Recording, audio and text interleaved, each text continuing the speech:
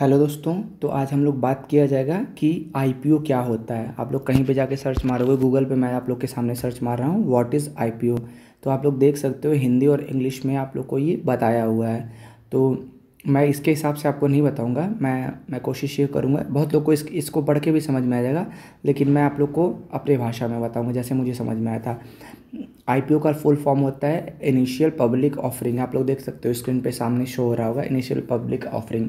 और आईपीओ का मतलब ये होता है कि सपोज दैट मान लीजिए कि आपने कोई बिज़नेस अपना शुरू किया, तो आपने अब आपका बिज़नेस अच्छा चलने लगा, तो आपको लगा कि ये मुझे बिज़नेस को और बड़ा करना चाहिए। तो आपको बिज़नेस को बड़ा करने के लिए पैसे भी चाहिए। तो आप सोचोगे कि मैं पैसे कैसे ले सकता हूँ। तो पैसा लेने का दो तरीका होता है। एक वो तरीका होता है कि आप किसी से उधार लीजिए। तो आपको क्यों कोई उधार देगा? तो पहले तो वो चीज़ हो गया। अगर आपकी दोस्ती यारी से आपको मिल पाती है, लेकिन अगर आपका विज़न बहुत बड़ा है तो आपकी दोस्ती यारी से उतना पैसे आपको मिल नहीं पाएंगे। तो आप बैंक के पास जाओगे तो बैंक आपसे क्या करेगा कि आपसे इंटरेस्ट चार्ज करेगा। फिर आप क्या सोचोगे कि बिज़नेस मैं कर रहा हूँ और अगर एक्सपेंड कर रहा हूँ और उतना कुछ नहीं हो पाया तो मैं इतना ज़्यादा कहाँ से मैं वो कर्ज भर पाऊँगा। तो वो तरीका होता है। अगर आपको लगता है तो आप कर्ज भी ले सकते हो कि नहीं, आपको पूरा कॉन्फिडेंस है कि हाँ मेरा बिज़नेस ऐसे होगा और मैं कर्ज है और वो जो मैं इंटरेस्ट है वो मैं पे कर दूँगा। तो एक तरीका हो। और दूसरा तरीका होता है आईपीओ में, तो शेयर मार्केट में लिस्ट करने का। तो शेयर मार्केट में जब लिस्ट किया जाता है तो सबसे पहले उसको आईपीओ लेके आया जाता है। पहली बार जब कंपनी जब मार्केट में लिस्ट होने वाली रहती है तो उसको आईपीओ बोलते हैं, इनिशियल पब्लिक ऑफरिंग। वो पब्लिक में कुछ अपने डिस्काउंट के साथ मार्केट में अपने शेयर्स को सेल करती है और बताती है पूरा डिटेल में। सेबी के साथ जो सिक्योरिटी बोर्ड ऑफ एक्सचेंज है जो है उसको अच्छे से उनके इन्वेस्टिगेशन, जो सिक्योरिटी बोर्ड ऑफ एक्सचेंजेस जो है इन्वेस्टिगेशन जो चीज़ है, जो सेबी जो रेगुलेट करती है शेयर मार्केट को, उसको वो फाइल करती है।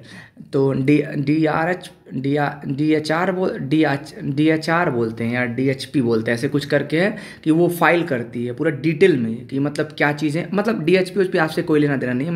मैं बता रहा हूँ कि क्या उसको चाहे जो भी बोलते हों, लेकिन वो एक तरीके से मानिए तो हिंदी में ये आपको ये मतलब ये हुआ है कि आपको वो उनको कन्विंस करती है कि मतलब मैं ये काम करता हूँ और मेरा ये बिज़नेस है और मैं इस पैसे से ये काम करूँगा।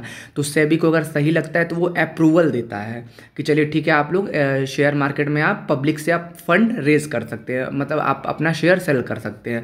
तो उसके बाद से क्या होता है कि कंपनी पूरा डिटेल में अपने वेबसाइट पर अच्छे से वो सारी चीज़ें मेंशन करती है। फिर क्या होता है कि लॉट साइज़ बनाया जाता है। फिर उसके बाद से कि बड़े इन्वेस्टर कितना लेंगे, किस और रिटेल इन्वेस्टर के लिए कितना रहेगा और छोटे इन्वेस्टर के लिए कितना होगा। तो सारी चीज़ें वो तय हो जाती है, इतना इतना चीज़ें होती हैं। तो फिर क्या होता है कि कंपनी उस हिसाब से अपना फिर लेके आती है मार्केट में। तो वो अपना क्या करती है कि अपना कुछ शेयर सेल करती है और उसके बाद से और एक चीज़ और, मार्केट में जो भी कंपनी लिस्ट होती है उसको मिनिमम 25% अपने कंपनी का जो हिस्सेदारी है उसको बेचना ही होता है और 75% सिर्फ अपने पास रख सकती है।